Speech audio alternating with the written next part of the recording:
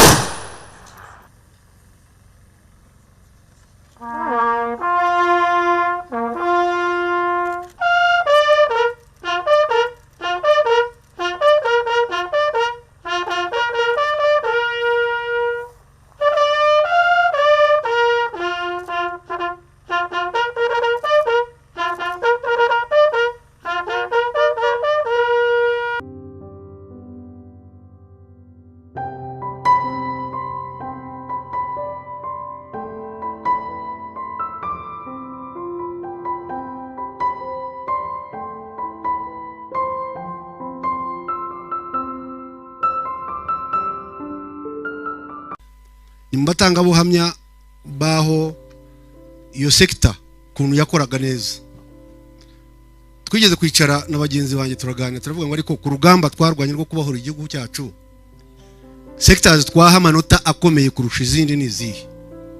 Bamwe baha igisirikare batabasirikare barwanye ku rugamba, ariko twashoje duha sectors ebyiri amanota menshi aruta izindi. Sector ya mbere yari umuryango wa RPF, sector ya kabiri bwari ubuvuzi. Nagira ngo aba commanders hari abatuyoboraga ndabona Dodo hariya abo bari bakuru baratuyoboraga icyo gihe komanda wa RPA wese icyo gihe wayoburaga abasirikare umuganga yakomerwagaho yabaga na ngombwa ko niba no kumurinda tumurinda kuko umuganga umwe yabaga afite ubuzima bw'abasirikare bataliyoni yose ndibuka Rutatino yunguyu muri 91 turi muri pariki aho twarasiwe turi abantu benshi twarashwe turi benshi gasanga Rutatina Nzaramba naramanyira ngo yari medical assistant abo ariko iyo ni sector ya Karemera niyo mpamvu nyivuga ukuntu babaga abantu aciye kuri Rutatina munsi y'igiti muri pariki yari ya Mukagera munsi y'igiti yicaranye na Nzaramba musubiye inyuma gufata amasasu basirikare barimo bararwana imbere sanga Rutatina ari munsi y'igiti ngiye kubona mbona umuntu ugaramye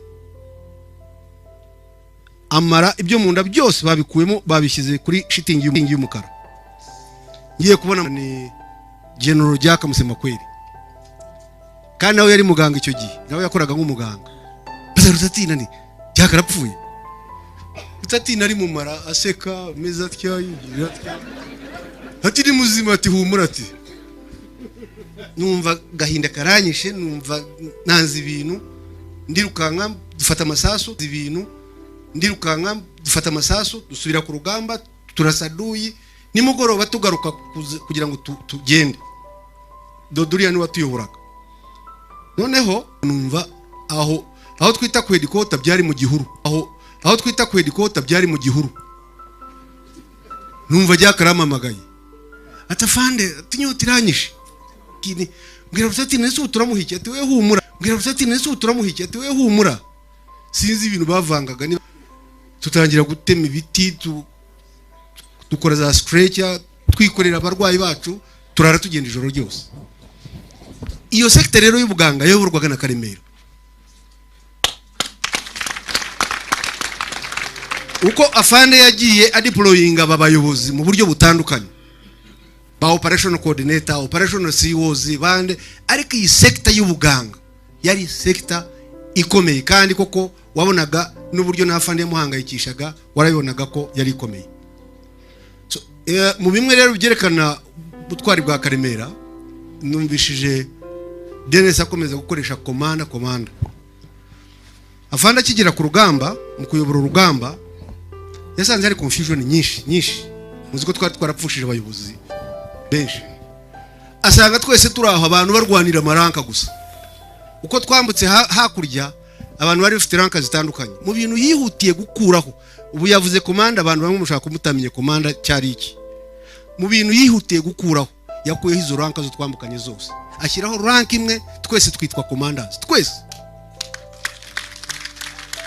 nuko ngo ari officer wese yitwaga komanda twatandukanaga na appointments gusa nkamenya nguranduta kubera ko uyobora uru rwego ariko twese twitwa commanders muri 91 mu kwezi kwa mbere kwa gatanu 91 nibwo promotion za mbere za RPA zasohotse hasohoka members ba high command 10 bamwe muri bo barahari ndabona General Kaka Dodo Twahirwa abo bari bakomeye bari ba members ba high command 10 mwumva ukuntu izo ranka zari zikomeye 10 gusa bakurikirana na senior officers 12 muri abo senior officers 12 Karemera yari muri abo senior officers kandi ashobora kuba yari muri 5-4 aho ngaho hagati aho ngaho kuba senior officer w'icyo gihe byari biremereye cyane no kukwegera ntabwo byabaga byoroshye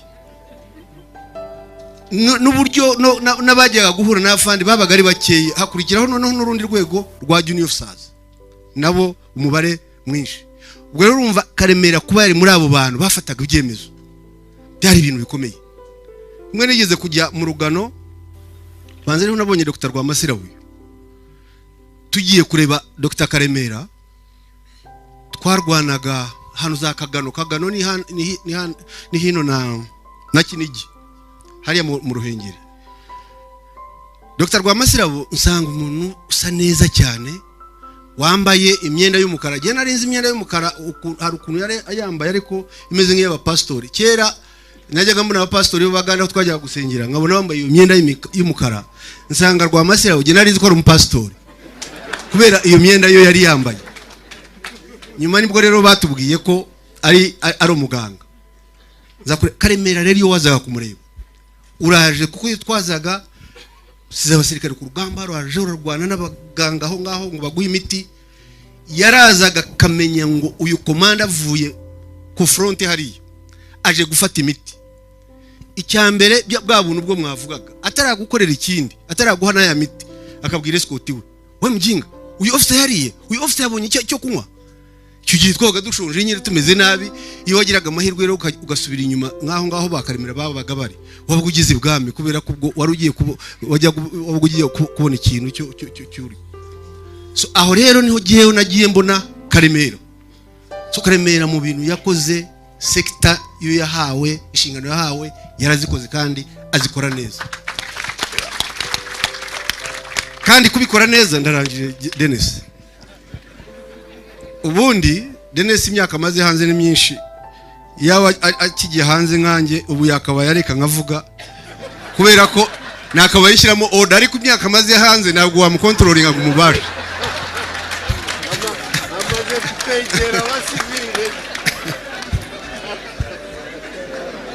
So icyo soreza rero ni iki? Ndasoreza ni ibintu bibiri. Muri 91 muri 90 dutera twese tuzi nk'abasirikare ba RPA. Ubwo iyi message nagira ngo abana ba Karemera bayumve.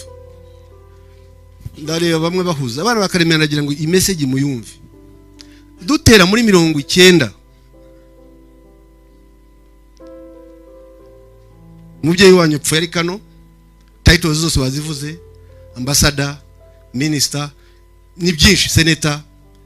Muri ibyo byose yaba koroneli zabiza appointments bababwiye muri 90 dutera na kimwe twaje turwanira muri icyo ngicyo. Twaje turwanira iki gihugu. Nabukwe twari tuje gutaha, na mashuri twari tuje gushaka, na business twari tuje gushaka. Twari tuje gushaka iki gihugu. Umubyeyi wanyu uko bamuvuze iminsi tumazaha n'uyu munsi neje azavuga kandi tuzamuvuga igihe cyose. Yarabikoze, yarwaniriye igihugu cye, yaragikunze. So mwabana mwe guhera kuri first born kugera kuri last born muramutse munyuranyije n'amahame ya Karemera kuri struggle ya RPA RPF uzagira ibibazo bikomeye cyane. Umurongo yarawubahaye nta kindi mumubaza, ibyo yagombaga gukora yarabikoze. Nagira ngo mbasabe atazagira ugira atya. Mumaze kuba bakuru mwabonye bamwe muri twuko twatangira urugamba bageze aho bagatatira igihango. Icyo gihango batatiriye kizabagaruka inshuro zose zizabaho. Turabasaba rero ko mutazava mu murongo wa Karemera. Niyo mpamvu twicaye aha twese, niyo mpamvu tuvuga turi confident, niyo mpamvu nabandi bazamuvuga nuko atatatiriye icyo gihango. Muri twe rero ko muredize mwese baba bari mu gisirikare baba bari bitarinze uzatatira icyo gihango ntabwo azagira iki cyicaro ngo abantu bamutabaramire nkuko twataramiye Karemera. Nagira ngo rero nsoze mbabwira ngo Karemera ibyo yakoze guhera kuri MHC kaka nambonye hariya Dodo bamurokore mwese uko turaha nabandi badahari, Deputy Chief of Staff was Medical Service. Dore uko dukuye gusaza nuku ibingira naba natarabarutse nkuko Karemera yatabarutse kuri mukanaranira mukamvuga kweri ariko nutatira igihango nawe uzakuvuga. Nutatira igihango ntabwo nzaza mu rupfu rwawe. Nutatira igihango sinzaza mu birori byawe. Nukuvuga ngo umurongo wacu n'uyu nguyu. Dufite urugamba twarwanye, dufite urugamba turacyarurwana. Amahirwe tugira uwatuyoboye n'uyu munsi turamufite. Rutatino wavuze neza uravuga uti ibyubahiro byose afite aha utiyabihamya kuba President wa Republika.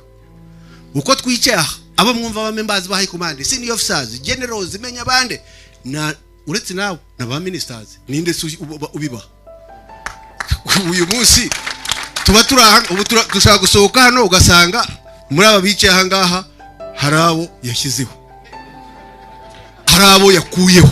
Ubwo n'uburenganzira arabufite bwo kubashyiraho no kubakuraho.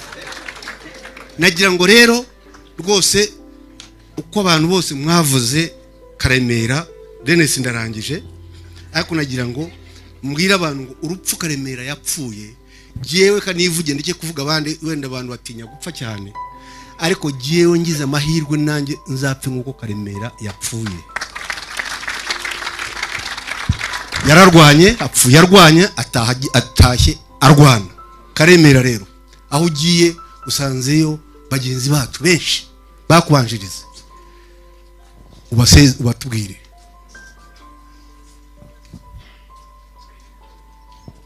Bibaho kamande bingiragizemo ikiniga gito, ariko kibaho yisezera kuri mugenzi wawe, ni bibaho, ni ibintu bisanzwe. Umuntu abayibuka byinshi, yeah.